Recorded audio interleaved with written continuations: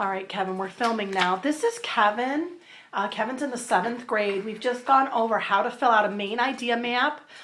We went over all the different parts and how you find, how you create a main idea statement if there isn't one explicitly written in there. And I promised him we would model this first. So I'm going to read a little bit of a paragraph and I'm going to stop and give Kevin time to write down some of the things on the idea map as a practice, as a dry run. And then you're going to read your own passage, Kevin. Okay. All right, Kevin, you ready? Yep. Okay. Be thinking of different details and what your topic is and what your main idea is, and then we can fill it in when we're done, okay? All right, briefly. Carrier pigeons can be trained to carry messages to people. The note is placed in a small, skinny can. The can is tied to the pigeon's leg. Then the pigeon flies off to deliver the note. Carrier pigeons are good messengers because they're fast and can fly long distances. They also have a good sense of direction. They can even reach places that people can't. More than 800 years ago, Genghis Khan, an Asian ruler, set up pigeon post offices across his land. As recently as 2010, Cuba used pigeons to send election results to its mountain people. Okay. I want you to fill in the idea map just as we did when we went over it the first time. Think of the topic, lots of details, and then give me a main idea. Messenger pigeons.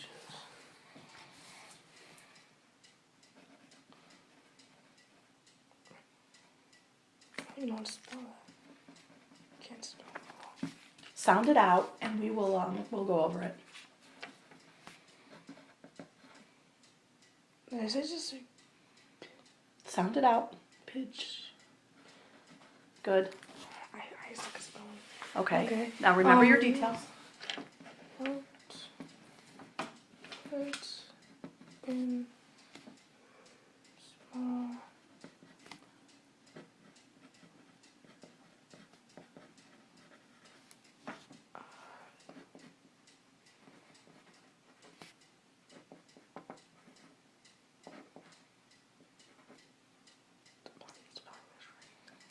Don't worry about your spelling.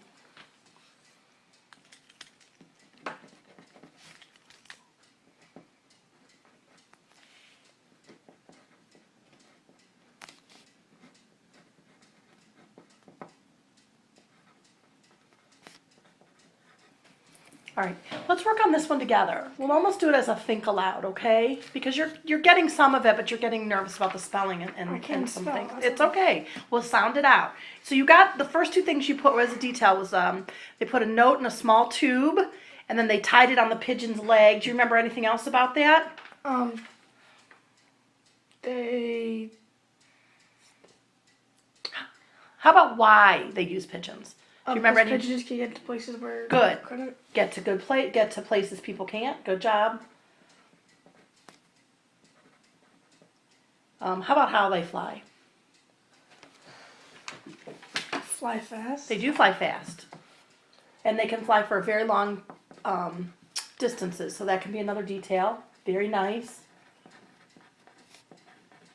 Then they gave us a specific example. Do you remember who the example was from the past? You kind of smiled when I said the name. Well, they said 800 years ago, Genghis Khan, and I won't make you spell that. He set up what? Pigeon mailboxes and stuff all around his land. Right. So 800 years ago, and they set up pigeon post offices.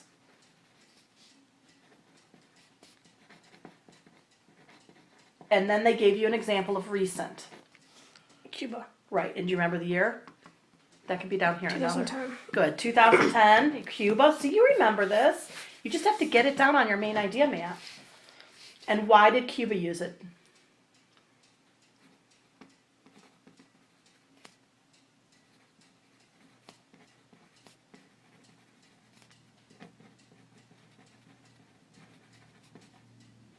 I like how you're getting everything down.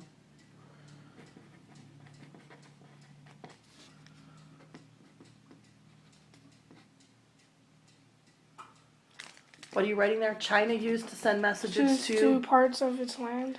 Right? And then Cuba.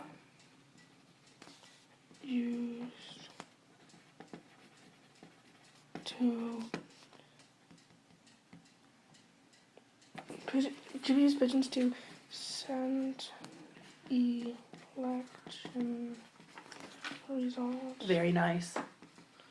to people in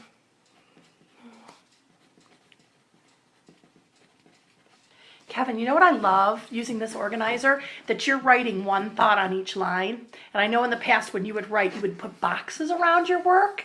That's interesting. Now that we gave you this graphic organizer, you're kind of using that to guide your writing and not putting little boxes around. Okay, I need a main idea statement.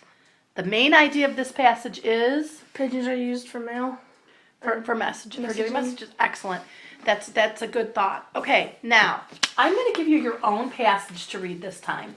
I want you to read it out loud so I can get a sense of your reading rate. We're going to time you and a little bit of your prosody. Remember, good expression. I want you to do a couple of things while you're filling this out. Number one is I want you to keep in mind that you're going to be looking for a topic and some details, so be thinking of that.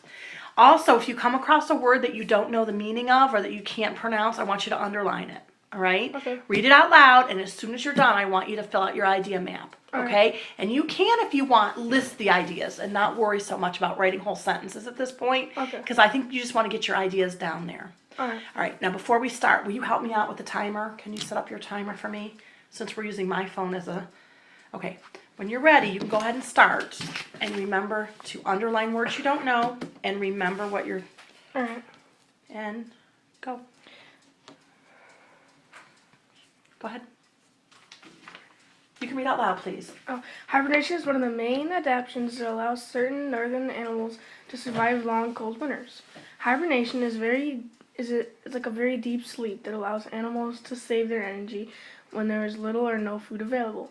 The body functions of true hibernators rate slows. For example, a hibernating woodchuck's body temperature drops by more than 30 degrees Celsius, and its heart rate slows from 80 to 4 beats per minute.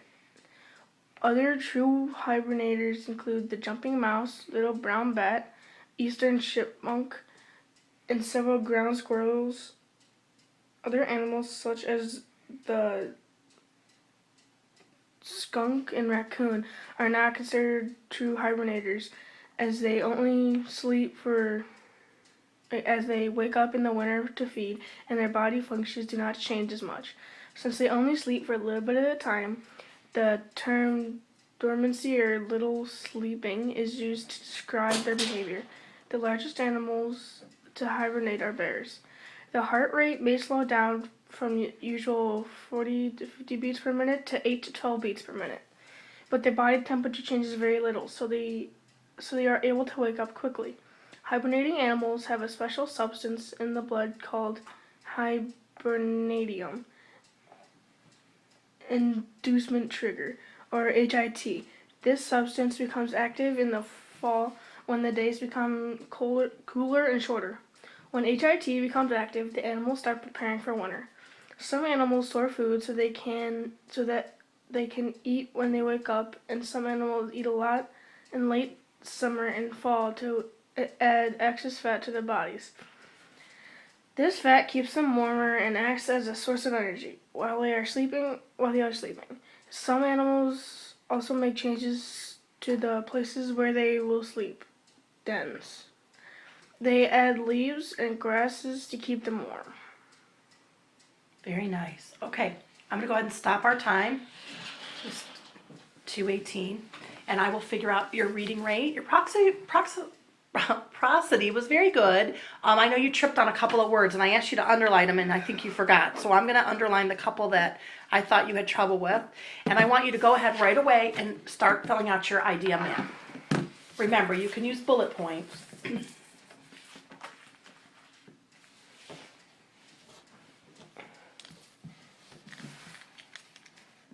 You can talk out loud to me, too, while you're going. What do you think the topic was about? Hibernation.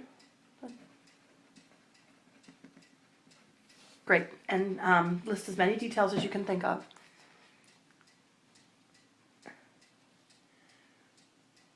Oh, okay. Okay, they listed a lot of ideas, a lot of animals, and a lot of things about hibernating.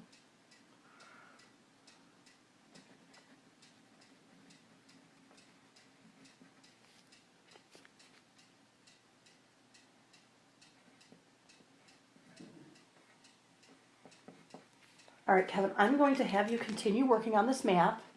And then when you're all done, we're going to take a look back at the passage and see what you might have missed.